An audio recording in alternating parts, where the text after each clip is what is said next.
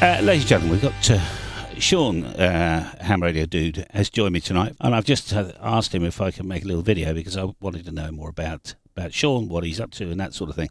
But Sean, the first thing I wanted to ask you is that when is the first time you realised that such a thing as two-way radio existed?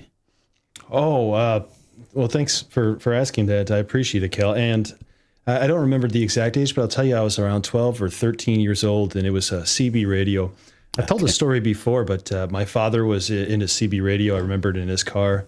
I do remember hearing some longer distance stations on the CB. It was pretty kind of interesting. Yeah. And then I kind of had the bug right there, so they pitched their money together, and they got me a little handheld Maxon CB radio from a local store here. Okay. And ever since then, I was hooked on trying to get further out with that little radio. Right. Using a cookie sheet for a ground plane with a magnet in the house, you know, those kind of things. Yeah. So it's been quite a few years. Yeah. And before that, if you saw something technical, were you a tinkerer? Would you accidentally take things apart, see what they were like, how they were made? It's like you're reading my mind. Because even, I think it was right before that, my dad got me a police scanner. Actually, he gave it to me because he got an upgraded one. Okay. And one of the first things I did was I tore it apart. You know, and I wanted to know what was inside and how it worked. I know. I was also the guy in high school taking electronics courses when they were being offered and trying to figure out how it all works out now. I wish I would have pursued that further, but I really found the passion and the enjoyment as a hobby. That young. Yeah. But ignoring the radio side, I mean, are you quite good with, you know, basic engineering, you know, just sort of practical science-y engineering stuff? I mean, do you do your own DIY and paint your own house and saw up bits of wood, make that table behind you? That's funny. It's funny you mentioned that. That's from the store. But yes, that absolutely is the case. And that's why I have 3D printers and laser engravers. And I'm always trying to build something or to improve on something. I'll be that guy who's out there who will give it his best effort, at least to problem solve something or come up with a solution to something. And I've always been that way. And if I could physically touch it, it's better for me to figure out how to fix it. Oh, I see. And, you know, interestingly enough, we talk about, am I the guy who would DIY around the house? I just finished a video for something, and I was in the video, I mentioned dude of all trades. It's kind of like, I don't know if you guys have the Jack expression. of all trades. Jack of all trades. Dude of all trades. Because I know a lot about everything because I'm so hands-on and I like to tinker. So absolutely, that's me. Yeah. Well, they once said about me that I'm master of all trades and Jack the lad.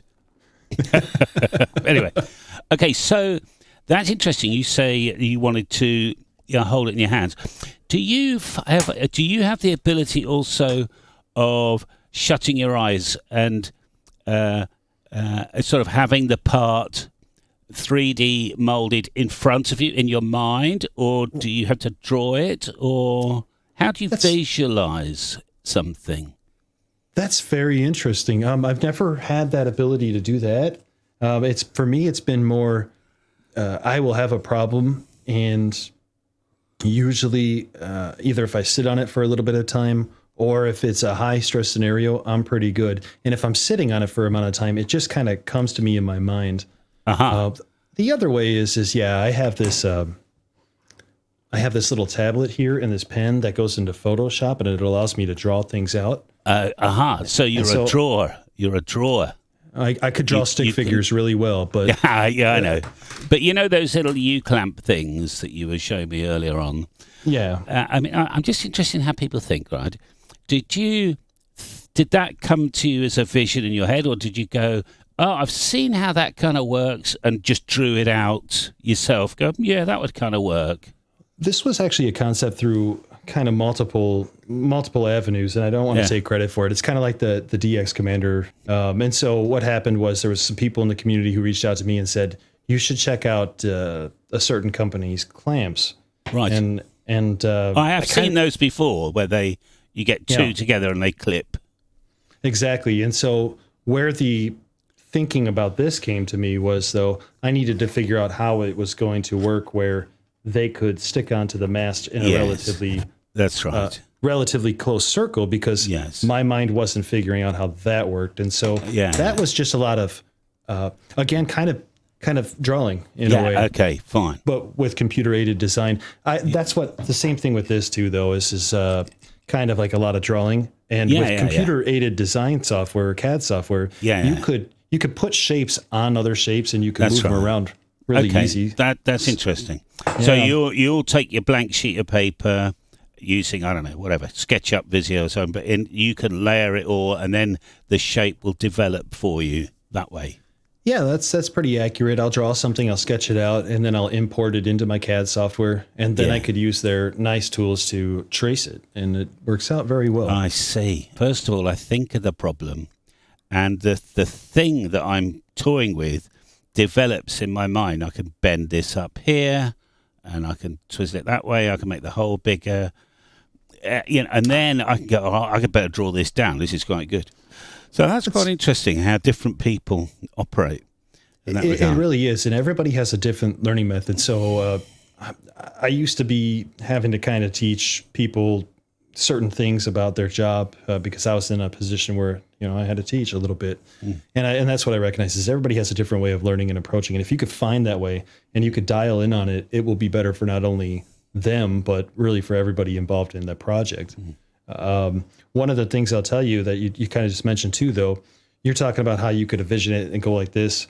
And because I have to draw or I have to go hands-on with it, you could also expect me to go through a lot of, let's say, for example, I was working with metal, a lot of sheets of metal to get it right because I might bend this one the wrong way. And maybe I got to slow down and take my time a little bit on there. But also I think that sometimes when you do that and you go hands-on and you think you bend it the wrong way, it actually turns out to work in a favorable aspect. So it is really cool. Okay. And all right, well, let's just one last question with your hobby now. Is there something in the ham radio, amateur radio spirit that you feel that you're missing out on? Something you would like to dig deeper on?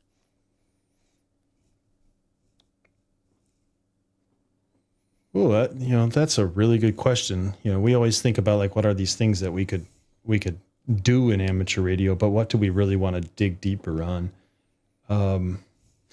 And to me, I don't know exactly what's needed, but I do want to work with communities of handicapped individuals or handy-capable individuals a little bit more to see what it is that they need and could benefit them. Not to bore you, but I recently did a video on a clamp that goes onto a picnic bench.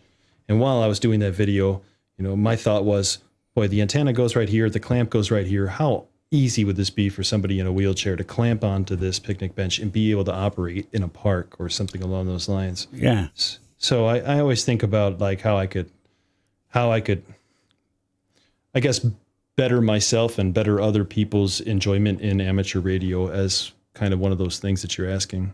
Yeah. Okay. Fine. And what about? You've been playing with verticals. I know you've been playing with coils and bits of wire and that sort of thing. In fact, remind me, and I'll send you some of our DX50 if I've never sent it to you before.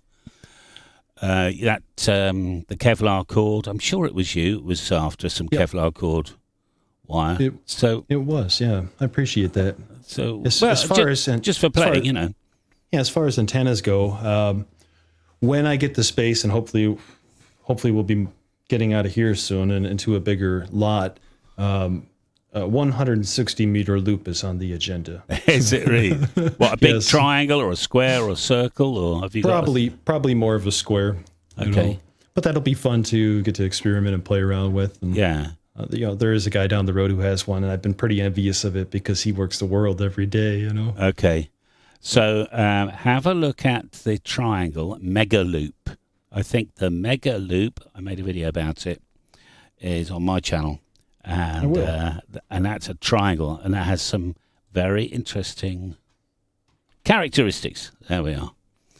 All right, good. I got one more for you, if you don't mind. Yeah, go on, shoot. I forgot to mention this, and this is something that I'm really looking forward to in amateur radio, and it goes along the lines of Parks on the Air, but we have a park out here that's actually underwater, technically. It's a sunken ship, and it's not too far from the house, and nobody's ever been able to activate it. So I got a I got a couple people together here and we're going to take a boat out there. You can't throw an anchor out, so we're going to have to kind of be careful with that. I'm going to use a wire with a kite. Okay, so the kite is going to hold the wire up, and we're gonna activate this park, because you could be over the park, which is on top of the water in the boat. Oh, I see. Could you just hold a DX commander like this?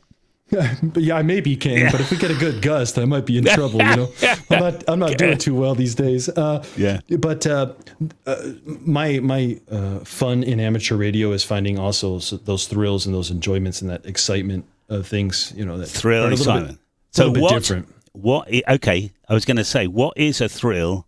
What is the last time you actually had a thrill in amateur radio? There we are. Well, I got to tell you, anytime I get together with he used to be KD9OL and Carlos, Life at Terminal Velocity. Yeah. The jumping out of aeroplane-y bloke. That's right. And anytime I get to work with him is always a pleasure, because I can't jump out of airplanes now.